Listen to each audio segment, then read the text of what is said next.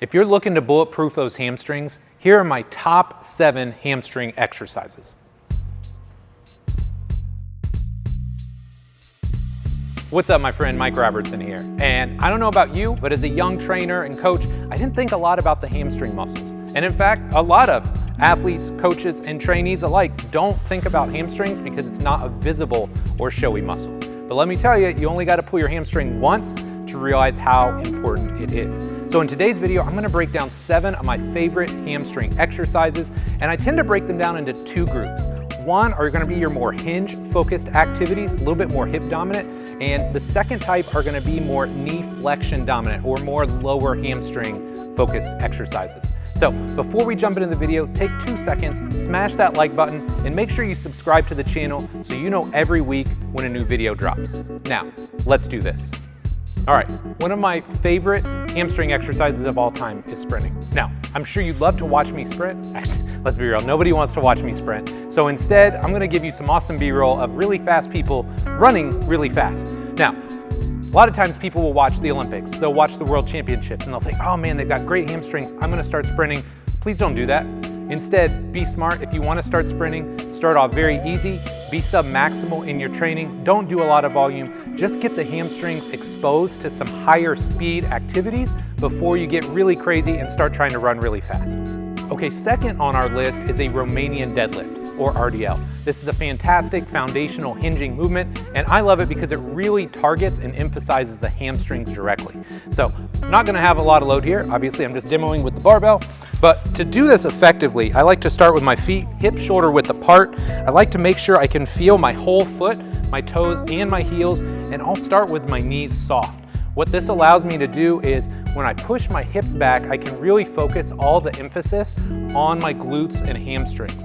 Okay, so don't start with the knees locked, knees soft, feel your whole foot, push the hips back, and in the bottom, make sure you can feel your heels and toes evenly. Okay, the third activity in our hamstring top 7 list is a single leg RDL. Now, I know we just did RDLs, but I really love the single leg version, one, because they're on one leg, but when you go to a single leg, now you're really training the internal and external rotation components of the hamstrings as well. You really got to stabilize and control the hip and the knee, which makes it a really powerful activity. So to do your single leg RDL, you're going to grab a dumbbell, kettlebell, whatever you have access to.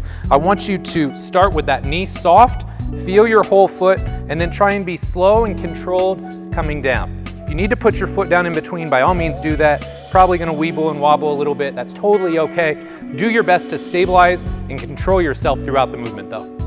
Okay, our next hamstring activity is a kettlebell swing. And I love swings because not only are they a great hinging activity, but they're a hinge with speed. And a lot of the things that we want to do on a field, court, or soccer pitch involve speed. We need to train the hamstrings to be able to absorb and produce force quickly.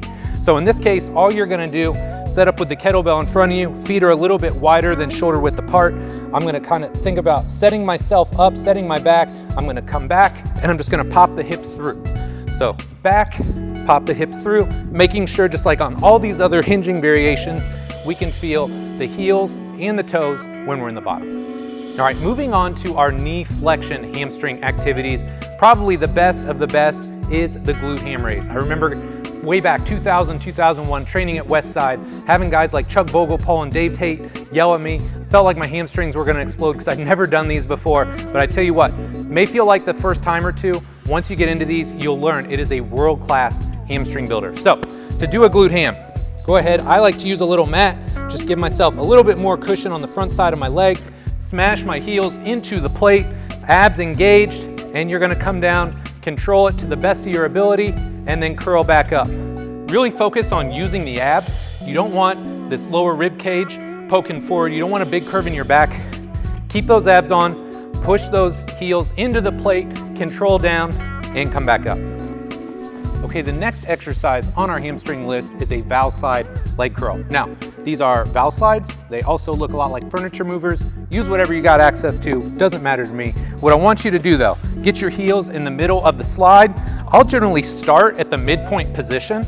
So I'll get a full inhale, exhale, get all that air out, get my abs engaged. I'm gonna tuck my hips just a little bit, bridge up, and then I'm gonna control out as best I can before I pull back in. If you can't get your knees straight, that's totally fine. A lot of people will have a tendency to arch their back when they do that, so keep those abs on, go out as far as you're comfortable, and then come back in. All right, last but not least, we have our monkey foot leg curl. Now, I don't know about you, I've got a small private gym. I don't have multiple $1,000 pieces of equipment to isolate each individual muscle. So monkey foot is great for quads, for hamstrings, no affiliation, no kickbacks here. I just love it and I think it's an awesome product. So to do this, put your hands on a bench. You're gonna scoot your feet back just a little bit. I like to soften this front knee, reach, and then all you're gonna do is curl that weight up. Come down, curl up, try and keep the knee pointed at the ground throughout, nice and controlled range of motion. So there you have it, my top 7 hamstring exercises. I absolutely love these, but if you want one more, or maybe you don't have a lot of equipment, you're trying to do this at the field, a court, a soccer pitch, try the Nordic hamstring exercise. It's an awesome activity you can do with almost no equipment, and it's great for building your hamstrings as well.